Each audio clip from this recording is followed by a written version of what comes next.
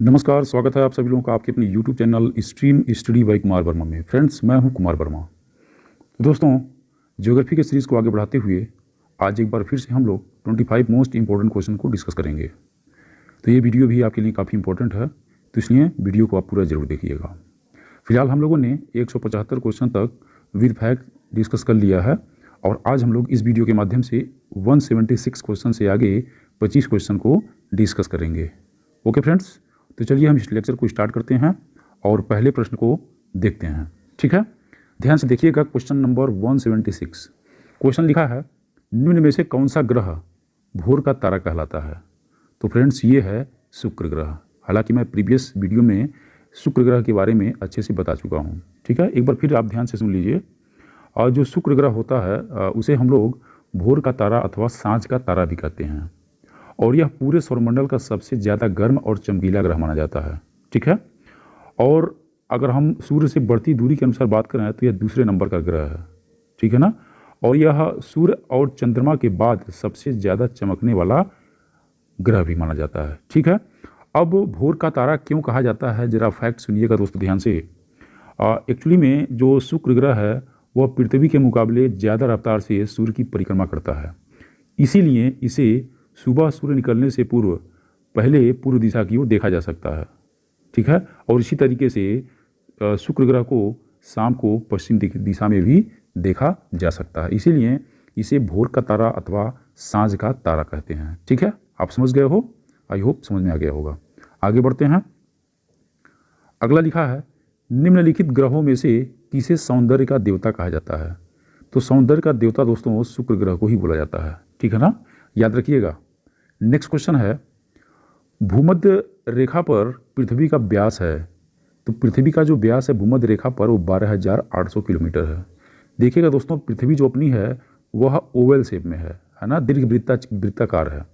अर्थात कहने का मतलब ये हुआ जैसे ये पोल है ना, ये उत्तरी ध्रुव है और ये दक्षिणी ध्रुव है और ये आपका विषुवत रेखा है। ठीक है, जिसे हम लोग भूमध्य रेखा के नाम से भी जानते हैं।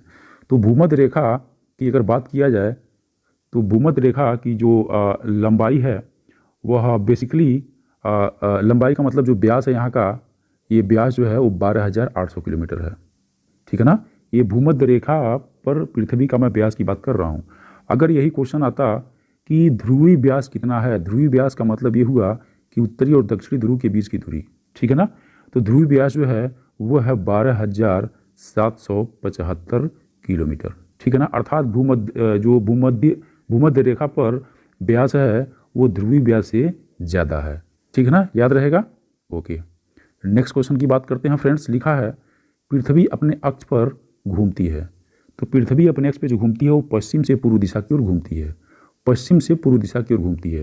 पूरे सौरमंडल में अगर बात किया जाए तो दो ग्रह ऐसे हैं जो पूर्व से पश्चिम की तरफ घूमते हैं, और दो ग्रह कौन कौन से हैं? एक आपका शुक्र है और दूसरा जो ग्रह है वह है यूरेनस। ठीक है ना, यूरेनस याद रहेगा। एक शुक्र है, दूसरा कौन सा है? दूसरा यूरेनस है। यूरेनस जिसे हम अरुण के नाम से भी जानते हैं। ठीक है ना, अर्थात कहने का मतलब ये हुआ शुक्र और यूरेनस ग्रह को छोड़ दिया जाए तो बाकी सभी ग्रहों की जो गति है, घूर्णन गति है अपने एक्सिस पर, वह पश्चिम से पूर्व की तरफ है, लेकिन शुक्र और यूरेनस का पूर्व से पश्चिम की तरफ है। याद रखिएगा। ठीक है, आगे बात करते हैं। क्वेश्चन है, सूर्य से पृथ्वी की दूरी कितनी है? तो सूर्य से पृथ्वी की जो दूरी है दोस्तों वह 149 मिलियन किलोमीटर है। कहने का मतलब हुआ एग्जैक्ट जो इसकी दूरी है वो है 14,95,97,900 किलोमीटर। याद रहेगा, जिसे हम लोग 149 मिलियन किलोमीटर के लगभग मानते हैं। ठीक है फ्रेंड्स, आप समझ गए हो। आगे बात करते हैं। क्वेश्चन है, पृथ्वी पर दिन रात की अवधि समान होती है। तो पृथ्वी पर अगर दिन रात की अवधि की बात किया जाए तो भूमध्य रेखा पर सालों साल क्या होता है, पूरे वर्ष पृथ्वी पर जो है भूमध्य रेखा पर दिन रात की अवधि क्या होती है? बराबर होती है। ठीक है ना, कहाँ की बात हो रही है? ये केवल भूमध्य रेखा की बात हो रही है। भूमध्य रेखा का मतलब हुआ ये विषुवत रेखा पर। ठीक है ना, पूरे वर्ष भर दिन और रात की अवधि बराबर होती है। लेकिन यहाँ पे एक बात याद रखिएगा, एक है 23 सितंबर, एक है 23 सितंबर और एक है 21 मार्च। तो 21 मार्च और 23 सितंबर को बेसिकली उत्तरी गोलार्ध और दक्षिणी गोलार्ध दोनों में, ठीक है ना, दिन और रात की जो अवधि होती है वो बराबर होती है। ये पूरे पृथ्वी के लिए लागू होता है, अर्थात पूरे पृथ्वी पर किस दिन दिन और रात की अवधि बराबर होती है, तो 21 मार्च और 23 सितंबर को। और वैसे भूमध्य रेखा पर सालों साल जो दिन रात की घटना होती है वो बराबर होती है। ठीक है, याद रहेगा। ओके, आगे बात करते हैं। अगला क्वेश्चन लिखा हुआ है दोस्तों, दक्षिणी गोलार्ध में सबसे छोटा दिन होता है। अब मैं आपको थोड़ा सा पृथ्वी के गोलार्धों के बारे में पहले मैं बता दूं, उसके बाद आप समझिएगा ध्यान से।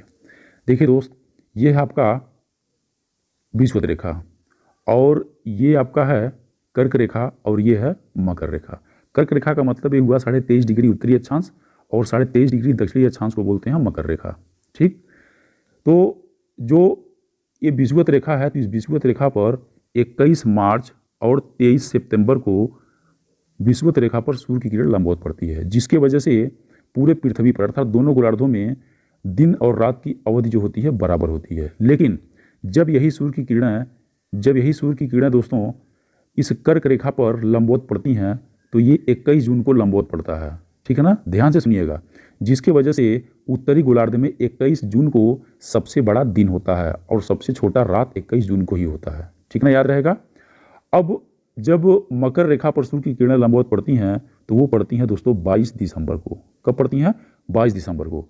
जिसके वजह से जब मकर रेखा पर 22 दिसंबर को सूर्य की किरणें लंबवत पड़ती हैं, तो इस सिचुएशन में दक्षिणी गोलार्ध में जो है सबसे बड़ा दिन जो होता है वो 22 दिसंबर को होता है। ठीक है ना, और सबसे छोटा रात 22 दिसंबर को दक्षिणी गोलार्ध में माना जाता है। ठीक है, याद रहेगा।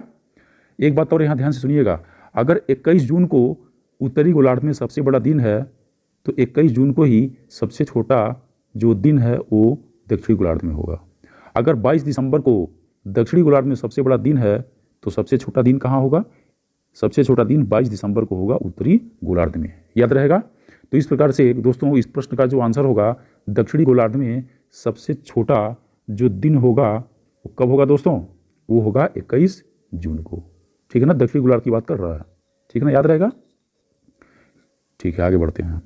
क्वेश्चन अगला है, भूकक्ष तल पर भू अक्ष का झुकाव कितना, अर्थात पृथ्वी अपने एक्सिस पर कितने डिग्री झुकी हुई है?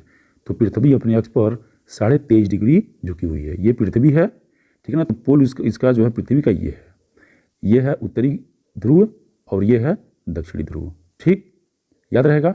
अगर हम यहाँ से लाइन खींच दें, यहाँ से खींचें, तो यहाँ पर जो ये एक एंगल दिखाई दे रहा है, इसी एंगल को बोलते हैं 23.5 डिग्री एंगल। ठीक है ना, जो कि पृथ्वी अपने एक्सिस पर झुकी हुई है। याद रखिएगा। नेक्स्ट क्वेश्चन है, पृथ्वी के उपग्रहों की संख्या कितनी है? तो फ्रेंड्स, पृथ्वी के जो उपग्रहों की संख्या है, एक बात ध्यान से सुनिएगा, पृथ्वी के उपग्रहों की जो संख्या है मात्र एक ही है। ठीक है ना, एक है। और कौन सा है? वो है चंद्रमा। याद रहेगा, चंद्रमा है। और चंद्रमा के बारे में थोड़ा सा फैक्ट मैं बता दे रहा हूँ दोस्तों। पृथ्वी का एकमात्र यह प्राकृतिक उपग्रह है। ठीक है, और सौर मंडल का 5वां सबसे विशाल प्राकृतिक उपग्रह है चंद्रमा। ठीक है ना, जितने भी उपग्रह हैं उन सभी उपग्रहों में 5वां सबसे बड़ा प्राकृतिक उपग्रह माना जाता है चंद्रमा। ठीक दोस्तों, अगर चंद्रमा की बात किया जाए तो यह खुद नहीं चमकता है, बल्कि सूर्य के प्रकाश से प्रकाशित होता है।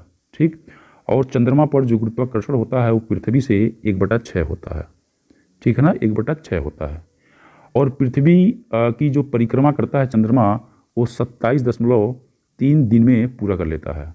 और एक फैक्ट और यहाँ याद रखिएगा, बहुत इंपॉर्टेंट है, चंद्रमा को जीवाश्म ग्रह भी कहते हैं। जीवाश्म ग्रह भी कहते हैं किसको?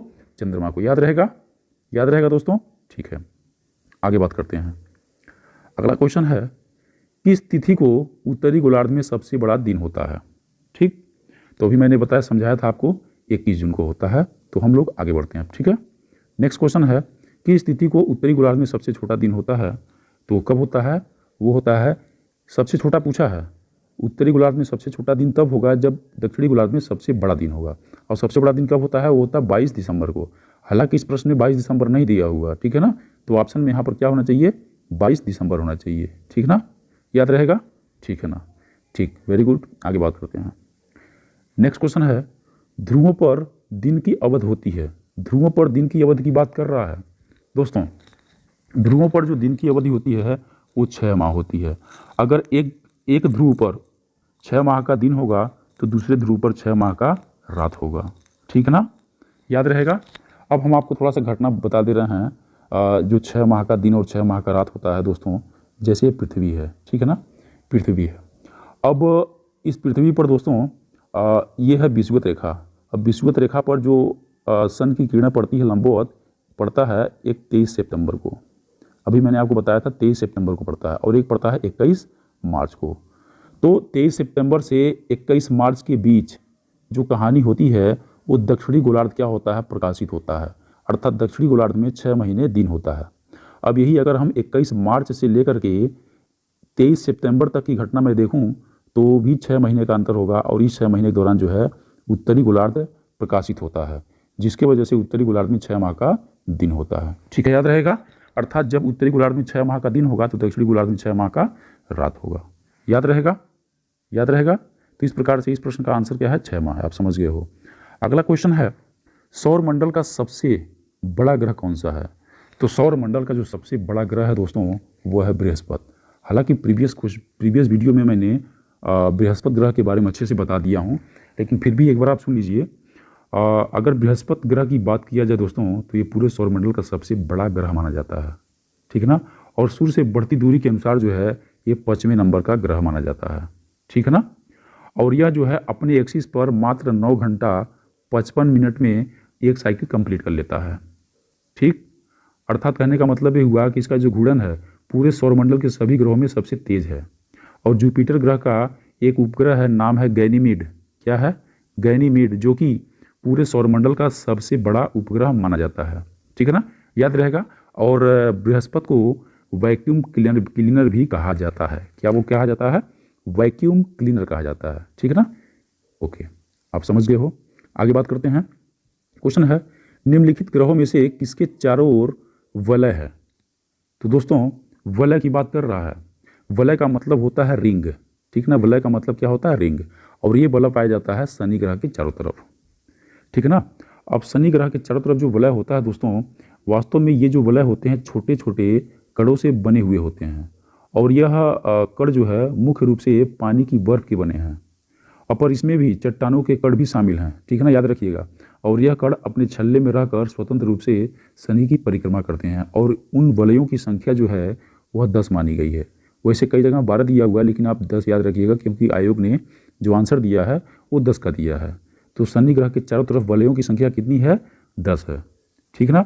अगर आधुनिक युग में बात किया जाए तो शनि ग्रह को टेलीस्कोप के माध्यम से पहली बार देखने का जो श्रेय जाता है वो गैलीलियो को जाता है। गैलीलियो उनका नाम है। क्या नाम बोला? गैलीली को जाता है। इन्होंने 1610 ईस्वी में कारनामा किया था, ठीक है ना, याद रहेगा, याद रहेगा फ्रेंड्स, वेरी गुड। अब आगे बात करते हैं, अगले प्रश्न की तरफ चलते हैं। दोस्तों ध्यान से देखिएगा। क्वेश्चन है 190 नंबर का क्वेश्चन देखिएगा।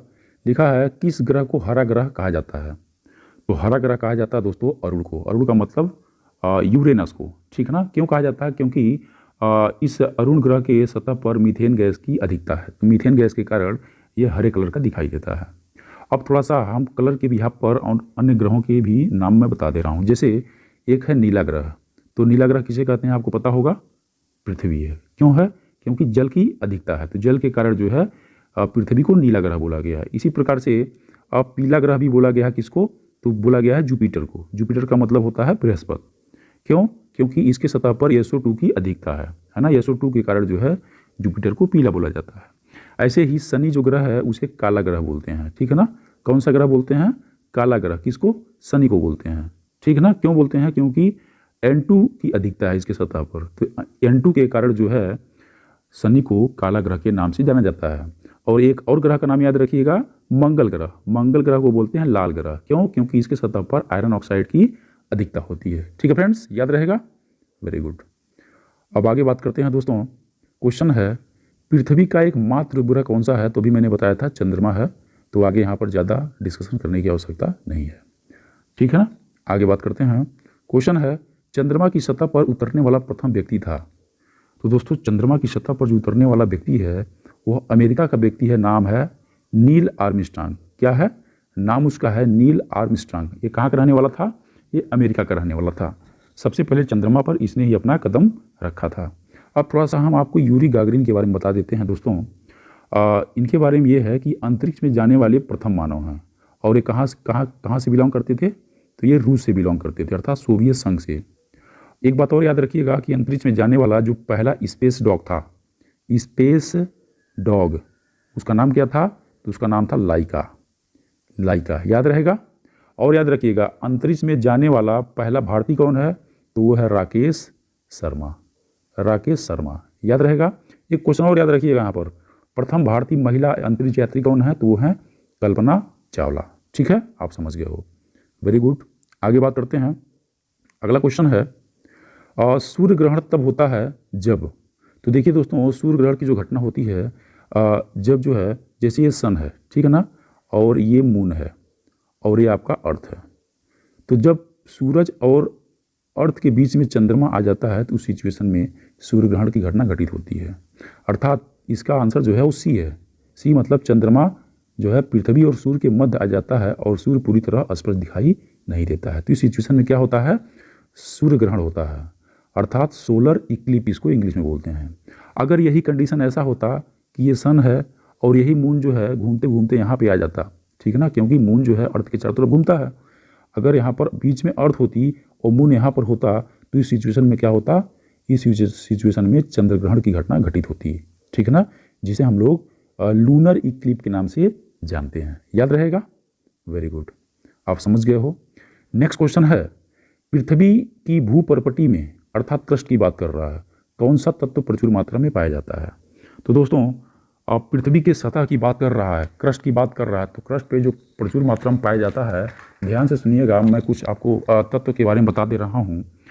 सबसे ज़्यादा मात्रा में पाया जाता है ऑक्सीजन, इसके बाद पाया जाता है सिलिकॉन, इसके बाद पाया जाता है एल्युमिनियम, इसके बाद पाया जाता है फेरस, और इसके बाद पाया जाता है मैग्नीशियम। अर्थात ये क्रम है, तो इस क्रम को आप याद कर लीजिएगा, ठीक है ना, ये बहुत काम आएगा। क्योंकि यहाँ पर इस क्वेश्चन में जो 4 ऑप्शन दिया हुआ है, कैल्शियम, एल्युमिनियम, लोहा और पोटेशियम दिया हुआ है, ऑक्सीजन सिलिकॉन नहीं दिया हुआ, इसका मतलब इस प्रश्न के बिहाफ पर आंसर क्या होगा? एल्युमिनियम होगा, ठीक है ना, याद रहेगा। याद रखिएगा, एक क्रम जो मैंने बताया इसको आप रट जाना, ठीक है ना। ओके, आगे बात करते हैं। अगला क्वेश्चन है, धरातल पर 1 डिग्री देशांतर की दूरी निम्न में से किसके बराबर होती है? तो ये होती है 111 किलोमीटर की बराबर, ठीक है ना। अब दोस्तों एक बात याद रखिएगा, जो पृथ्वी है वह गोल है, तो 360 डिग्री जो घूमती है वह लेती है 24 घंटा, यानी 24 घंटा में 360 डिग्री क्या करती है? रोटेट कर जाती है। अगर हम लोग 1 डिग्री की बात करें तो 1 डिग्री घूमने में कितना समय लेगी? तो 24/360, 1 घंटा है तो मिनट में चेंज करने के लिए 60 से मैं गुणा कर दिया, तो 60 से 6 बार कट जाएगा, 6 चौको 24 होता है, यानी 4 मिनट का समय लेती है। अर्थात पृथ्वी एक देशांतर को घूमने में कितना मिनट टाइम लेती है? तो 4 मिनट का टाइम लेती है, भी आप याद रखिएगा। नेक्स्ट क्वेश्चन हम लोग का यही है। क्वेश्चन है, एक देशांतर से दूसरे देशांतर के बीच कितना समयांतराल होता है? तो अभी मैंने बताया कितना समयांतराल होगा, 4 मिनट का होता है, ठीक है फ्रेंड्स, आप समझ गए हो, वेरी गुड। आप दोस्तों आप ध्यान से पढ़िए, है ना, जो भी आपको इसमें इंपॉर्टेंट दिखाई दे रहा है, लग रहा है, उसको आप नोट डाउन करते रहिए और प्रॉपर उसका रिवीजन करते रहिए, है ना।